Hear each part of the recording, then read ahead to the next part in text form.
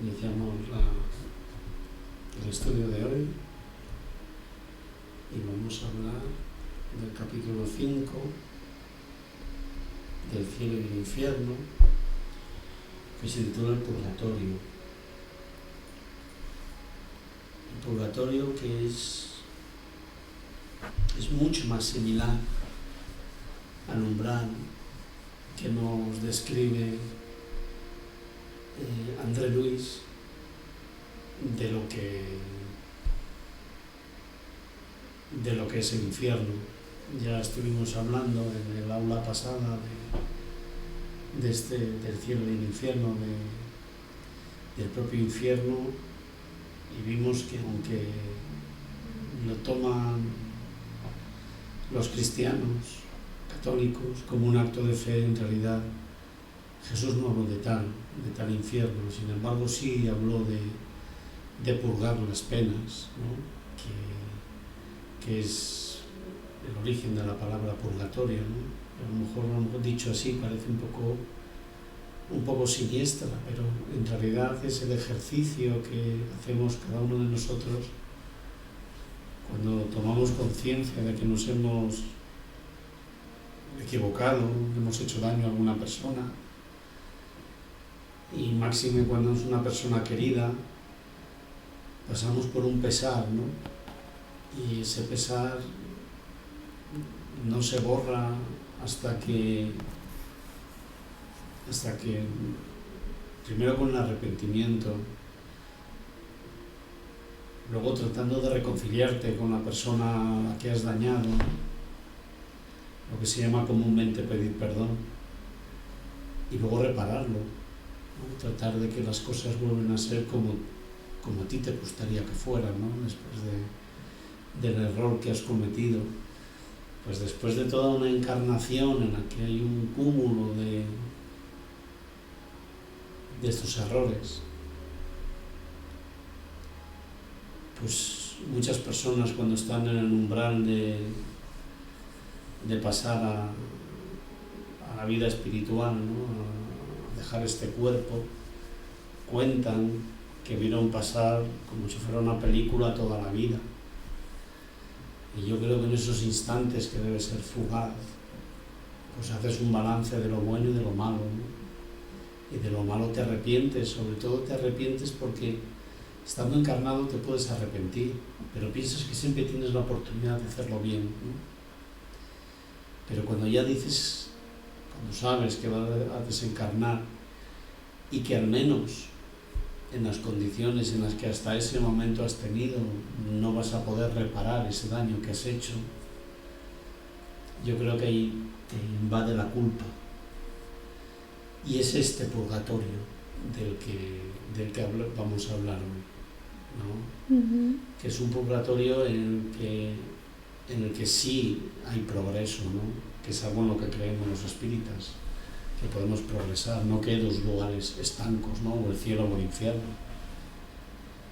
sino que hay un progreso, que puede haber un progreso entre un punto y otro, y que estamos en continuo progreso. Pues después de esta breve introducción, si quieres, vamos leyendo. Uh-huh. ¿Te apetece? Sí. El cielo y el infierno, capítulo 5, el purgatorio. El Evangelio no hace mención alguna del purgatorio, que fue admitido por la Iglesia recién en el año 593.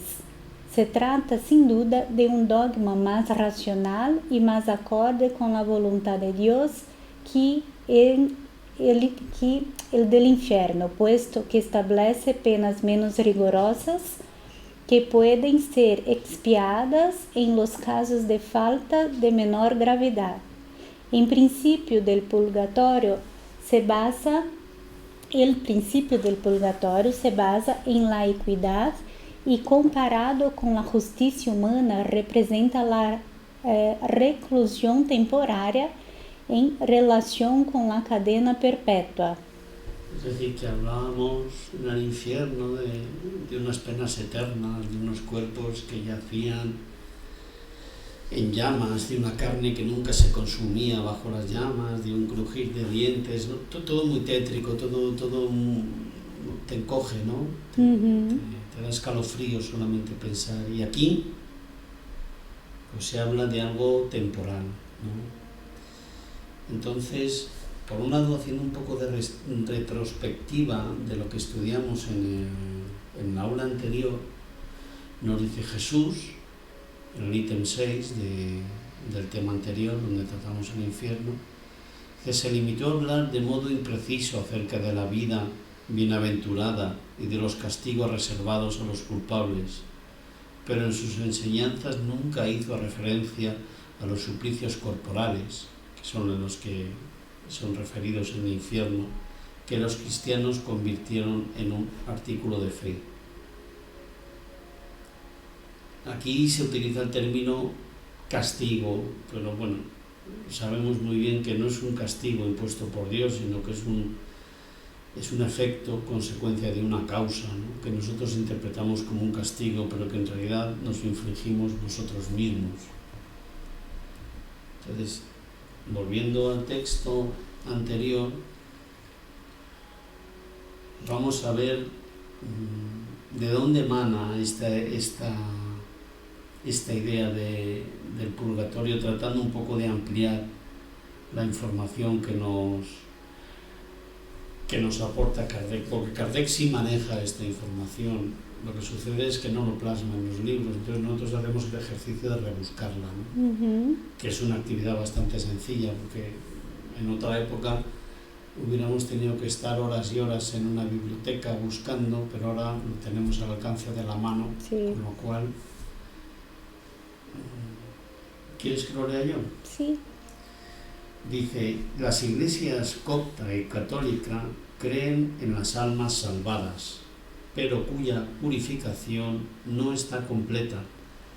Experimentan una purificación que no tiene lugar ni en el cielo ni tampoco en la morada de los muertos, de los justos, denominada en la Biblia Sheol o Hades. La Iglesia Católica recuerda las palabras de Jesucristo referidas en Lucas, capítulo 12, versículos 58 al 59. Cuando vas con tu adversario a presentarte ante el magistrado, trata de llegar a un acuerdo con él en el camino, no sea que el adversario te lleve ante el juez y el juez te entregue al guardia y éste te ponga en la cárcel. Te aseguro que no saldrás de allí hasta que hayas pagado el último centavo. Aquí lo que nos dicen es que trates de reconciliarte con tu hermano antes de someterte ante un juez que delimire quién de los dos tiene razón. Que se argumenta que si del infierno no se puede salir, debe existir un lugar donde se cancele esa deuda, pues además, hablando de la Jerusalén celestial, en el libro del Apocalipsis dice, nada manchado entrará en ella. Apocalipsis 21 al 27. Luego en la parábola del funcionario que no quiso recordar en Mateo, capítulo 18, versículos 21 a 35, Jesús compara el reino de los cielos con alguien que pide perdón pero niega hacerlo. Aún así advierte que el hombre puede cumplir su deuda y tanto se enojó el Señor que lo puso en manos de los verdugos hasta que pagara toda la deuda. Y Jesús añadió, lo mismo hará mi Padre Celestial con ustedes, a no ser que cada uno perdone de corazón a su hermano. Mateo, capítulo 18, versículos del 34 al 35. Cabe recordar incluso que Jesucristo enseñó a orar poniendo la condición de ser perdonados, perdonando, y perdona nuestras deudas como también nosotros perdonamos a nuestros deudores. Mateo 6 al 12. Así como en el cielo no hay verdugos que cobren la deuda, el catolicismo concibe un lugar intermedio donde los salvados purifiquen las deudas pendientes. Existe otro pasaje en el que Jesucristo habla de la existencia de otro mundo después de este, donde se perdonan los pecados. Dios perdonará incluso a aquel que diga algo contra el Hijo del Hombre, pero el que hable contra el Espíritu Santo no lo perdonará ni en el mundo presente ni en el venidero. Mateo 12:32.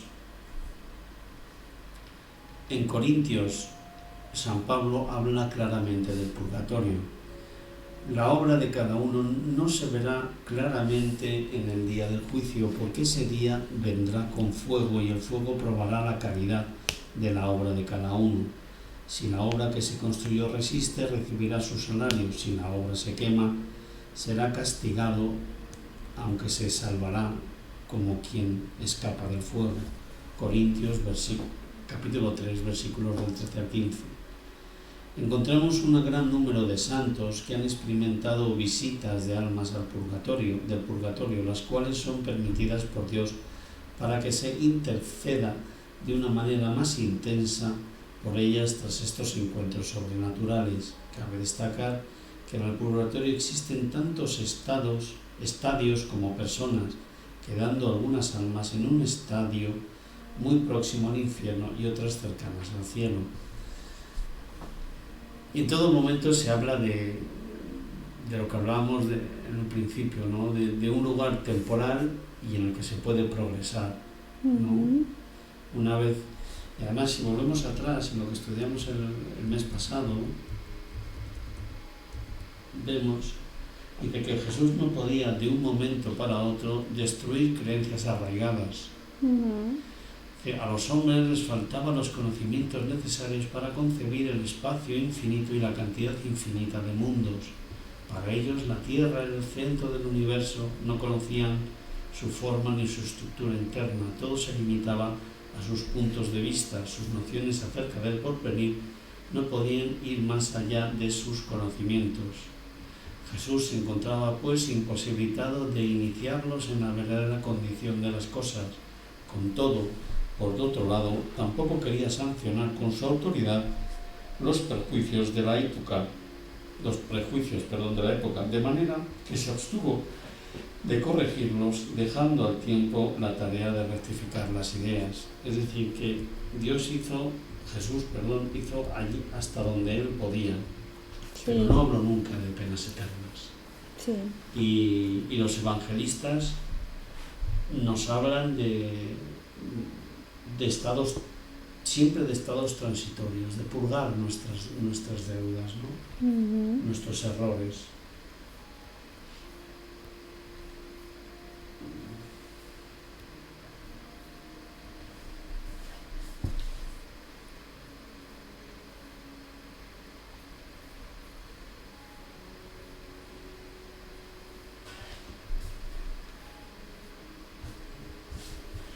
Vamos a continuar. Es el otro, ¿no? Sí, vamos a continuar porque las anotaciones que he hecho sobre este capítulo 5 ya las hemos comentado. Entonces, lo que hay entre el ítem 6, perdón, estoy donde no debo. Sí. Aquí. Ahí. Pues vamos a continuar con el ítem 2. Sí, yo leo, ¿no? Muy bien, perfecto. Puesto que el dogma de las penas eternas es incompatible con el progreso, las almas del purgatorio no salen de él por obra de su adelanto, sino en virtud de las plegarias que se hacen o que se mandan hacer con ese fin. El purgatorio dio origen al comercio escandaloso de las indulgencias, por intermedio de las cuales se vendía la entrada al cielo. Este abuso fue la causa principal de la reforma y condujo a Lutero a rechazar el purgatorio. Este aspecto también lo hemos visto en algún momento, ¿no? Sabemos que la oración es el ejercicio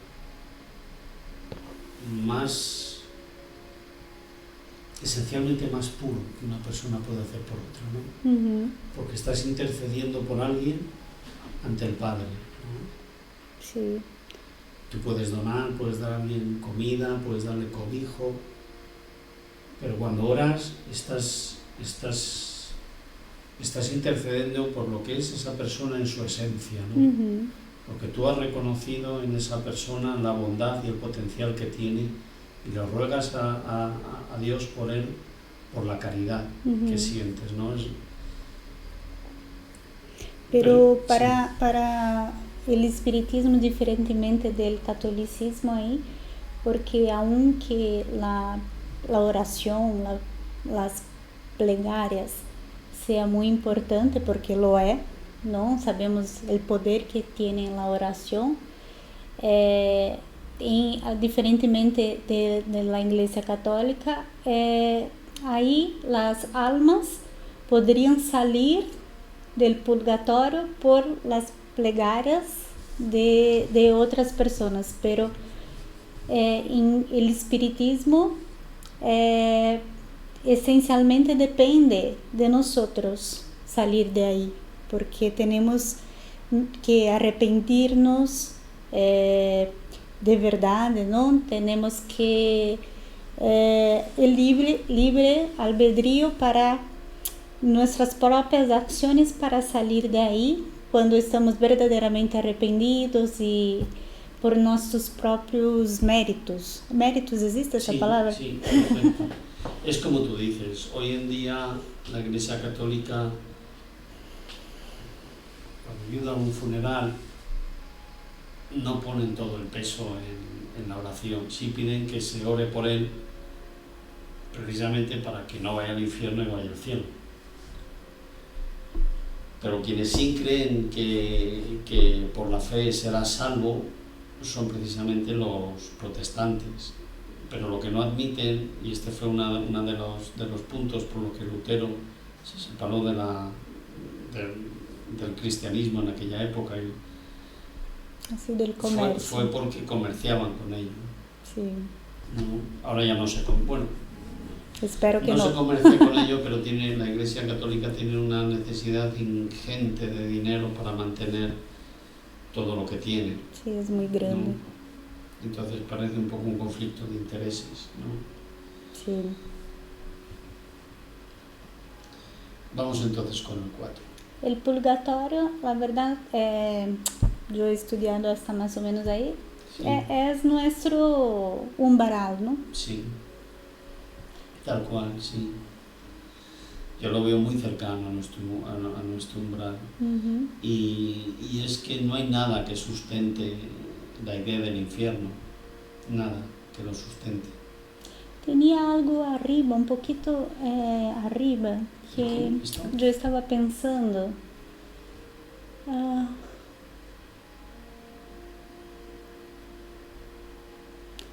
No me acuerdo, pero el purgatorio ha sido creado por la iglesia porque básicamente para donde no sabía dónde poner una persona que no era tan mala, pero tampoco tan buena, metía ahí para que hubiera una esperanza, ¿no? O algo así para la gente, no sé. Yo creo que es fruto de la evolución. O sea, en el siglo VI la Iglesia se da cuenta que el infierno, aunque ha jugado mucho con él, pero en el siglo VI admite el purgatorio porque Jesucristo no habla del infierno, sino de purgar las penas. Lucas habla de ello, en el Apocalipsis se habla de ello, y Mateo habla de ello. Luego, aquel acto de fe en el que habían convertido el infierno, pues no es tal, sin embargo lo mantienen ambas ideas, y las mantienen hasta hoy, especialmente en la Edad Media. En la Edad Media la Iglesia tiene un poder enorme, ¿no? Un poder, primero, porque acapara el conocimiento, porque acapara mucha riqueza, porque está al lado del poder, ¿no? Y porque el desconocimiento, hablábamos antes, ¿no? de cuál era la idea que tenía el hombre sobre el mundo en que vivía, ¿no? Hasta que Magallanes no encuentra el camino bordeando la Patagonia, Argentina, y llega hasta la India, pues no se tiene la experimentación de que el mundo es redondo. Y aparte, en aquellos viajes se creía que había monstruos marinos. Es decir, se pensaba que se vivía en un mundo que en esta misma tierra había un fin del mundo donde llegabas al borde y te precipitabas al abismo. Entonces todos esos miedos, lejos de incorporar el avance del conocimiento, en la época de los Reyes Católicos ya no, pero en lugar de avanzar todo ese conocimiento para el pueblo, para que todos trataran de progresar, mucho de ese conocimiento quedaba oculto. Luego los miedos eran muy grandes. Luego, ¿por qué no iba? Si tenías monstruos en la tierra y entras a muchas catedrales, a muchos lugares, y todavía tienes dibujos de guerras, ¿no? de santos envainando espadas, de dragones, de muchísimas imágenes, ¿no? Las ¿cómo se llaman? Gárgolas, ¿no? Gárgolas, ¿no? Sí, que en portugués es gárgola. Gárgolas, en español no sé. Que adornan a las catedrales, a las iglesias, pues para el hombre no instruido, y además con ese que te transmitían realmente un ambiente siniestro. Genera un temor. Luego, ¿cómo no ibas a tener miedo? Claro. Y cómo no ibas a creer que el infierno existe? Y eso te hacía acercarte a las celebraciones eclesiásticas y admitir la iglesia como, en fin, tenerla cerca para que no te excomulgasen, para estar ahí siempre en concordia con ella, ¿no? Sí. El 4 ahora, ¿no? El purgatorio no es una idea vaga e incierta, es una realidad material que vemos, palpamos y sufrimos. Existe en los mundos de expiación y la tierra es uno de esos mundos. En ella, los hombres expían el pasado y el presente en bien del porvenir. No obstante, en contraposición a la idea que se tiene, depende de cada uno abreviar o prolongar su permanencia aquí, según el grado de adelanto y de purificación alcanzado mediante el trabajo consigo mismo. De la tierra solo se sale por mérito propio, y no porque haya concluido el tiempo o por los méritos ajenos, en concordancia con estas palabras de Cristo, a cada uno según sus obras, palabras que resumen en forma integral la justicia de Dios. Aquí Allan Kardec incluye un concepto que yo creo que merece la pena reflexionar sobre él, y dice: el purgatorio existe, es material, y la tierra es... O sea, existe, es parte de eso. Exacto, porque vivimos en el mundo de expiación y pruebas para los espíritas, pero para todos. Claro. Sean espíritas, no sean espíritas, todo el mundo dirá que en esta tierra sufre. Todos y que sufren. En esta tierra trata de evitar el dolor, que trata de alcanzar cuotas de bienestar, unos lo dan por la vía material y otros por la vía espiritual, pero siempre cuotas de bienestar mayores. Luego, la tierra en sí mismo es un purgatorio.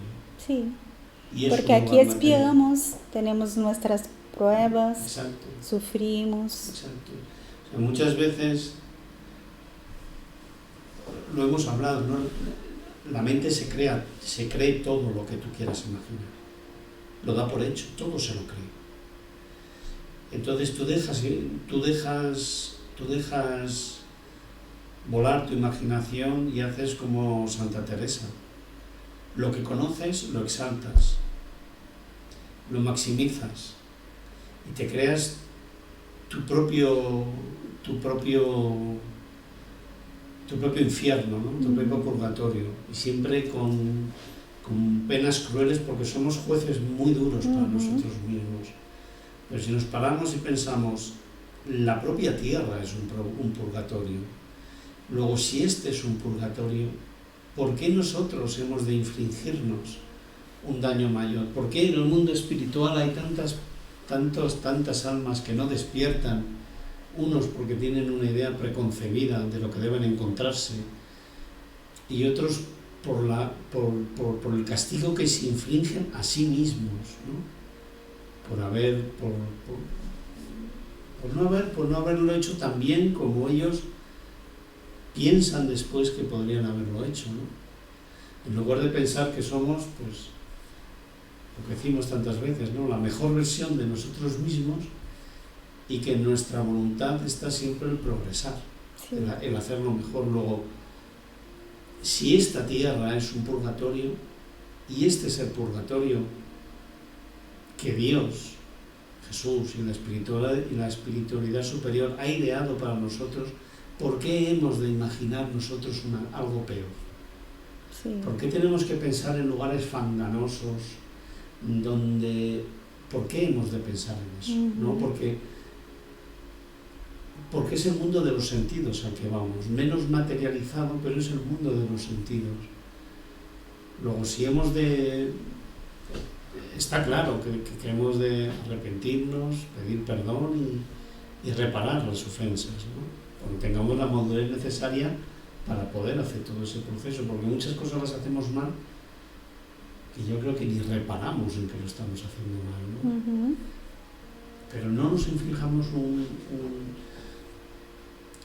castigo mejor, ¿no? Yo creo que tratémonos como tratamos a nuestros hijos, sí, ¿no? Porque caridad, al final y al cabo, Dios no quiere nuestro sufrimiento. Dios es didáctico, quiere que aprendamos, que desarrollemos nuestro máximo potencial, nuestra serenidad, nuestro amor, ¿no? Entonces, tenemos que, sí, aprender, sufrimos, tenemos que expiar, pero la verdad es que Dios no quiere nuestro sufrimiento, entonces por eso es algo transitorio. Aquí no es la verdadera morada. La verdadera morada es espiritual. Entonces, sobre todo, tenemos que tener siempre eso en mente, ¿no? Sí, y no imaginar entornos más duros que este, que ya lo es bastante, ¿no? Que ya nos hace sufrir mucho, o que sufrimos mucho, es un hecho, ¿no? No imaginar lugares más lúgubres, ¿no? Vamos con el siguiente, el ítem 5. ¿Tú? Sí, si quieres, sí. Quien sufre en esta vida debe estar convencido de que eso sucede porque no se purificó suficientemente en su existencia anterior, y que si no lo hace en esta, deberá sufrir más aún en la siguiente, lo cual es equitativo y lógico al mismo tiempo. Así, mientras el hombre sea orgulloso, sufrirá las consecuencias del orgullo; mientras sea egoísta, sufrirá las consecuencias del egoísmo. ¿Estamos de acuerdo? Vamos con el siguiente entonces. La expiación, primero en el mundo de los espíritus y después de la tierra, no constituye un doble castigo para el espíritu. Se trata de la misma expiación que se continúa en la tierra como un complemento, con vistas a facilitarle el progreso mediante un trabajo efectivo. De él depende aprovecharlo. ¿No será preferible que el espíritu vuelva a la tierra con la posibilidad de alcanzar el cielo, a que sea condenado sin remisión si deja este mundo definitivamente? Yo creo que la obra de hoy está muy dirigida precisamente a las almas que están en esta situación, que tienen el concepto de que cuando desencarnan, pues ya tienen que purgarlo todo. Ya está. ¿no? Como si Dios no nos diera luego nuevas oportunidades, en lugar de conceptuarlo como un progreso. Sabemos que en la erraticidad, no se progresa lo mismo porque las tentaciones a las que estás sometido son menores al no estar bajo la influencia de la materia, pero por otro lado tu concienciación es mayor, escuchas más a tu conciencia de la que la escuchamos aquí. Luego es complementario, claro. ¿no? Es complementario. Ora lá, ora aquí, ¿no? Ora allá. Eso es. Me lo pienso, vuelvo a la Tierra o al planeta al que corresponda y trato de poner en práctica todo aquello en lo que he reflexionado. ¿Y lo alcanzaré o no lo alcanzaré? Porque cuando esté bajo la tentación de la materia, pues alcanzaré lo que alcance. Progresaré algo, mucho o poco, ya depende de cada uno. Y vuelvo otra vez a reflexionar, ¿no? Sí. Yo creo que ahora estaría muy bien que lo volviéramos a escuchar cuando estemos cerca de nuestra propia desencarnación, sí. ¿no? Que lo tengamos, para reflexionarmos, ¿no? Para reflexionar de dónde vamos. Sí, y mismo cuando estamos en la erraticidad, esa era una duda que siempre tenía y pensaba, las colonias espirituales alrededor de la tierra son el paraíso. Para muchos es verdad que son, pero ahí también están los hermanos que tienen que expiar y pasar por pruebas como nosotros. Entonces ellos todavía no son perfeitos, no son de grados distintos al nuestro. Aunque existan algunas colonias un poco más evolucionadas, pero son como nosotros, ¿no?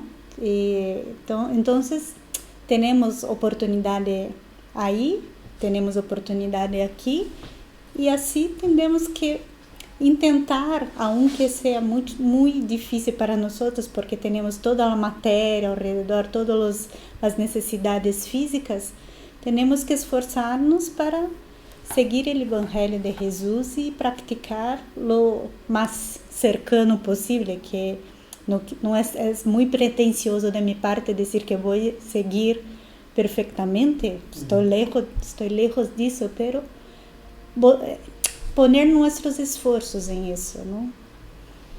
Sí, estoy de acuerdo contigo.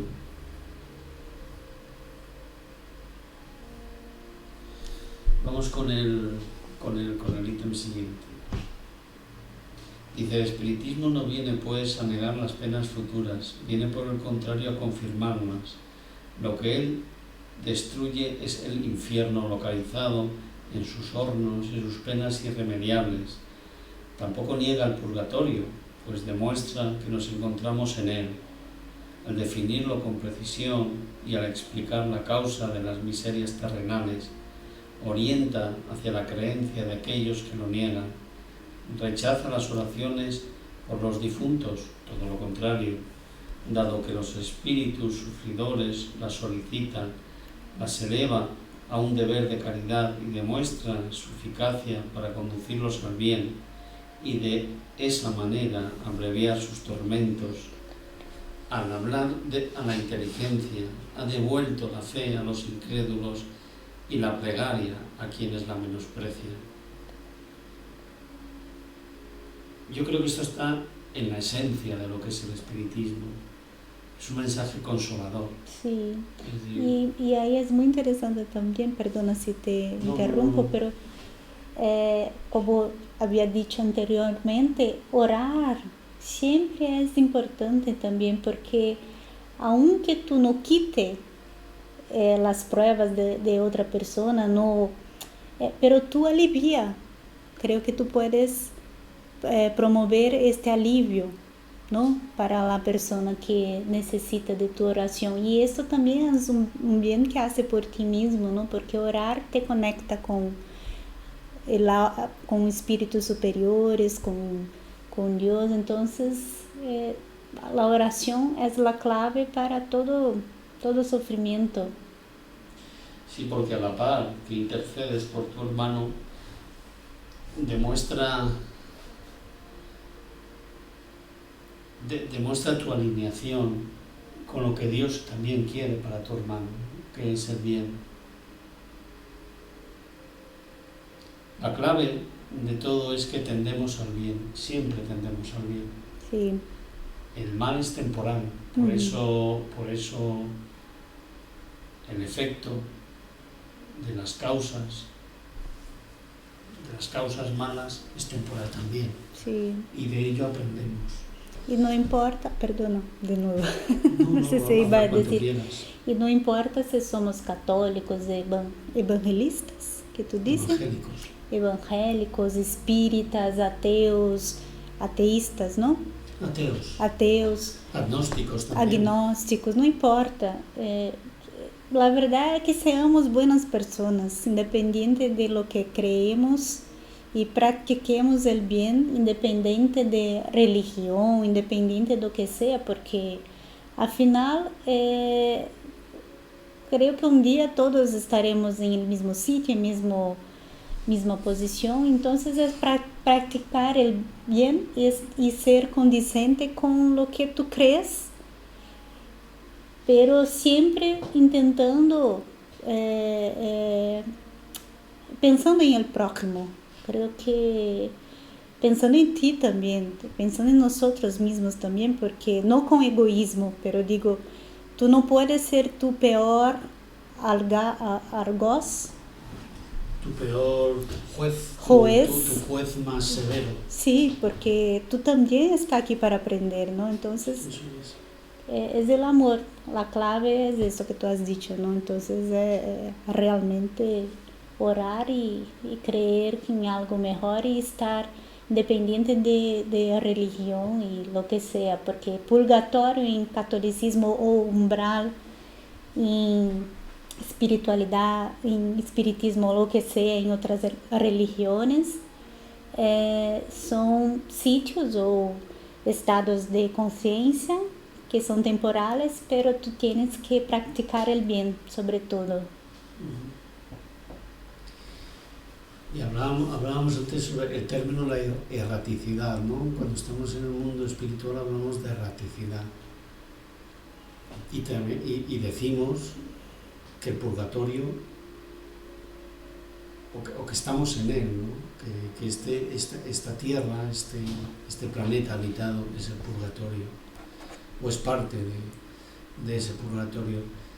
Y conceptuamos el mundo de la erraticidad como errático, es algo que va un poquito sin rumbo, ¿no? Que va para allá, que va para acá. Yo entiendo el término errático como algo que no está en el mismo sitio, pero eso no significa que no utilices ni tu inteligencia, ni tu conocimiento, ni que escuches a tu conciencia para ir donde quieres. Porque si hemos visto que la tierra es parte de este purgatorio,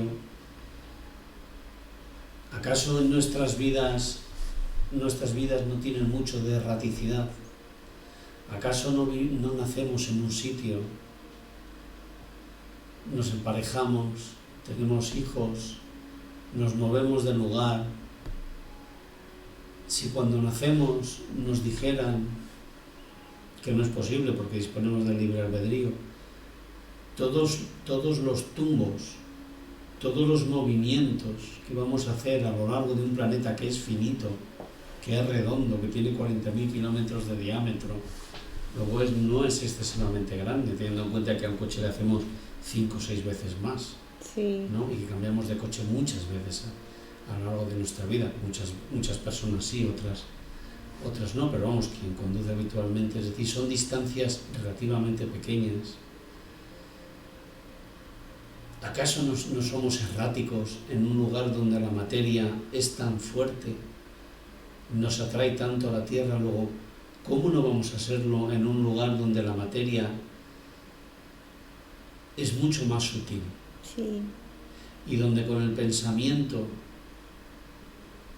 con los sentidos, podemos afinar y estar con aquellas otras personas con las que en ese momento sentimos esa unión, porque ahora no lo podemos hacer. Tú te puedes sentir muy unido a tus padres, muy unido a amigos de tu infancia, y no puedes viajar a su lado.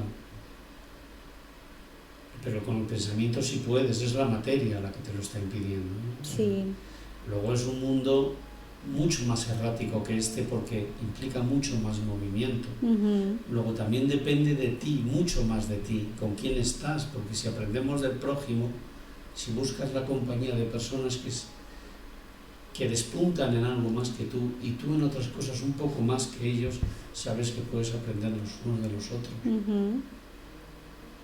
Luego, como nos decía antes, tanto en el mundo de la erraticidad, en el mundo invisible para nosotros, encarnados, como en este mundo encarnado en el que estamos, es complementario el aprendizaje. Claro, y lo que nos prende en la erraticidad, aunque no sea la materia, son nuestras propias vibraciones, nuestro propio pensamiento. Entonces, si tú afinas con algo malo, con cosas malas, consecuentemente tú estarás ahí en una región más densa, más, ¿no? Entonces, es la afinidad, lo que tiene dentro, lo que lleva dentro de su propio pensamiento. Entonces, esta es su barrera, ¿no? El pensamiento puede libertar, pero puede también encarcerar. Efectivamente, puede hacer ambas cosas. Y hablabas antes que consideramos las ciudades espirituales como lugares idílicos comparados. Aquí. Pero cuando piensas eso es porque estás afinando en eso. Sí. Es aquello a lo que tú tiendes, ¿no? En el estado más puro en el que tú te encuentras, cuando tienes esos momentos de cercanía, ¿no? Lo que estudiábamos antes, cuando decíamos, ¿qué son los espíritus puros? Son los que afinan con Dios, los que co-crean con Dios, los que sienten esa satisfacción, ¿no? Entonces nosotros cuando elevamos nuestro alma y pensamos en aquellos lugares idílicos hasta donde la imaginación nos permite o hasta donde nuestros sueños nos llevan, es porque afinamos en ese momento con ello. Y lo contrario, cuando tenemos pesadillas, es porque en ese momento hemos afinado con eso, o porque hemos tenido una influencia, hemos visto una película que nos ha influenciado, y entonces estamos como en éxtasis y nos vamos a esos lugares, ¿no? Porque no hemos buscado la calma en ese momento para el sueño. ¿Seguimos con esta lectura? El 9, ¿no? No, aquí. Vale. Dice, con todo, lo que el espiritismo sostiene es que la eficacia de la plegaria reside en el pensamiento y no en las palabras, y que las mejores plegarias son las del corazón y no las de los labios, son las que cada uno hace personalmente y no las que se encargan con dinero. ¿Quién entonces osaría censurarlo? Esto es muy importante, porque sí, fíjate que habla de pensamiento. Entonces muchas personas, todos hablamos con Dios, todos hablamos con Jesucristo, todo el mundo que le conoce, que ha conocido su vida, incluso las personas que se dicen ateas o agnósticas, sabemos que tienen escrita la ley de Dios en su conciencia. Entonces, al fin y al cabo, el lenguaje es una herramienta que tenemos, ¿no? Una perturbación de las ondas que hace que nos comuniquemos. Pero en esencia, si tuviéramos que decir a una persona a la que amamos mucho, exprésanos, no sabríamos. Y lo contrario, una persona a la que no la quieres nada, ¿no? Tampoco sabrías expresar. Es decir, el lenguaje es limitado, de ahí la maestría de Jesús. y de los espíritus elevados, cuando utilizan de forma muy precisa el lenguaje, ¿no? Para que sea inequívoco. Pero para los demás, mucho más imperfectos, nuestros sentimientos no son palabras, son pensamientos. Y el traducir esos pensamientos a palabras muchas veces nos sentimos impotentes. De ahí la importancia de la escucha. Escuchar atentamente a las personas para tratar de entender no sus palabras, sino su pensamiento, su sentir, qué es lo que le mueve. Yo creo que eso es lo esencial. Cuando hablamos a Dios con palabras, rompemos el miedo ante los demás en hacerlo, y es muy importante, ¿no? Pero sobre todo tratamos de verbalizar y de ayudar a los demás a que verbalicen lo que cada uno de nosotros lleva en su interior. Y lo que transmitimos o tratamos de compartir con los demás en aquel ejercicio que decíamos antes de que nos ayudamos los unos a los otros y de que aprendemos los unos de nosotros, es continuamente de transmitir un pensamiento. Y las palabras se nos quedan cortas, por eso a veces hacemos oraciones muy largas. Sí. Porque por más que tú quieres, no eres capaz de hacer entender al otro, o tú crees que no has conseguido hacer que el otro entienda lo que tú albergas en tu corazón, porque lo que tenemos esencialmente es un pensamiento, es un sentir. Sí, es verdad. Vamos pues con el número 9. La palabra purgatorio sugiere la idea de un lugar circunscripto. Por eso se aplica más naturalmente a la tierra, considerada como un lugar de expiación que al espacio infinito donde los espíritus que sufren se mantienen errantes, sobre todo porque la naturaleza de la expiación terrestre es la de una verdadera expiación. Justo lo que hablamos hace un momentito, ¿no? Uh-huh. Entonces muchos espíritus cuando desencarnan quedan muy cerca de la corteza terrestre. Sí. Yo creo que ya con el 10 es el último. Sí. Así pues, ¿por qué Cristo no hizo mención del purgatorio? ¿Por qué la idea no existía, de modo que no habría palabras para representarla? Perdón, porque la idea no existía, de modo que no había palabras para representarla. Es una afirmación. Recurrió a la palabra infierno, la única en uso, como término genérico para designar sin distinción las penas futuras. Infierno, lo vimos, la etimología de la palabra es lo que está bajo la tierra, ¿no? Que es donde pues, los griegos, ¿no? Con el rey, con Hades, ¿no? Designaban dónde estaba el lugar de las penas, ¿no? Bajo la tierra. Por eso se llaman infierno. Si al lado de la palabra infierno hubiese colocado otra equivalente a purgatorio, no habría podido precisar su verdadero sentido sin tratar una cuestión reservada al futuro. De hecho, habría consagrado la existencia de dos lugares específicos para el castigo. El infierno, en su acepción general, sugiere la idea de castigo e implícitamente incluye la de purgatorio, que no es más que un modo de penalidad. Estaba reservado al futuro ilustrar a los hombres acerca de la naturaleza de las penas y por consiguiente reducir el infierno a su justo valor. Si transcurridos 6 siglos, que es lo que hablábamos antes del siglo VI, ¿no? La Iglesia consideró que era necesario suplir el silencio de Jesús acerca del purgatorio, se debe a que consideró que el Maestro no lo había dicho todo, porque no habría de ocurrir con otros aspectos lo mismo que con este. Bueno, esta pregunta final que hace Kardec lo hace a lo largo de toda su obra, ¿no? Él lo que dice es: utilicemos la razón, progresemos con la razón. No tiene que haber una barrera entre nuestra creencia y la obra de Dios. Nuestra creencia razonada, ¿no? Podemos razonar cosas y equivocarnos. Pero cuando aplicas la ciencia y el método científico, la experimentación, como sucede con la mediunidad, y realmente compruebas que las cosas son así, ¿no? con testimonios de espíritus que han desencarnado, que conocías estando encarnados, como leímos hace unas aulas, y que te lo dicen, y que tú lo reconoces en su forma de hablar, en su forma de expresarse, pues en ese sentido las dudas se despejan, ¿no? Y es lo que él dice, ¿no? Pues, los errores que han cometido las religiones por querer conservar el estatus adquirido, eso no sirve, porque los fieles acabarán yéndose.